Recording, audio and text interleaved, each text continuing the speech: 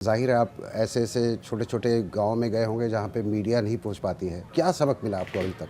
अगर आप गांव-गांव जाएंगे तो आपको बहुतेरी ऐसी बातें पता चलेंगी जो कि पब्लिक डोमेन में एक तरीके से है, लेकिन वो सबकॉन्शियस माइंड में है या बुक्स में है, डेटा में है, लोगों की चर्चा में नहीं है। बेरोज़गारी और पलायन बिहार में सबसे बड़ा मुद्दा है। इसके लिए आपको बिहार के गांव में जाने की ज़रूरत नहीं है, वो तो आप दिल्ली में बैठकर भी बात कर सकते हैं।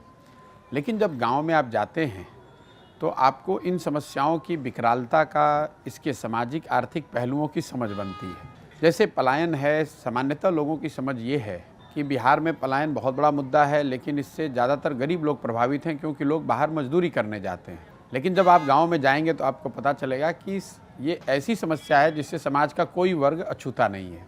अगर आप गरीब घर के हैं तो आपके बच्चे मजदूरी करने के लिए बाहर जा रहे हैं।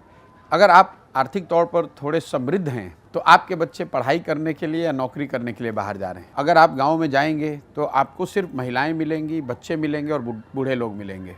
करीब 40 से 50% जो नवयुवक हैं वो बिहार के बाहर रह रहे हैं। जिन प्रखंडों में, पंचायतों में बाढ़ की समस्या है वहाँ पर ये 70-80% भी हो सकता है।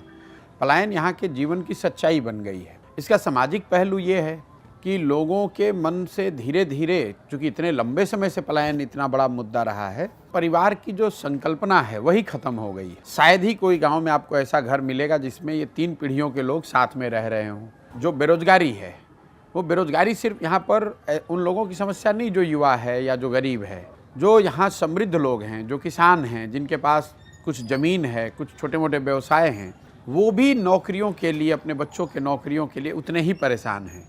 जब भी बिहार की सिंचाई की बात होगी, खेती की बात होगी, तो लोग बाढ़ की बात करेंगे। बिहार में 50% ज़मीन जो है वो बाढ़ की समस्या वहाँ पर है, यहाँ बाढ़ आने की संभावना रहती है। लेकिन जो बाकी का 50% है उसका आधा ज़मीन जल जमाव और सूखे से प्रभावित है। तो जितनी बड़ी समस्या, जितना आर्थिक सामाजिक नुकसान बाढ़ से है, करीब करीब उतना ही बड़ा नुकसान जल जमाव और सूखे से भी है, लेकिन उसकी चर्चा उतनी नहीं होती है।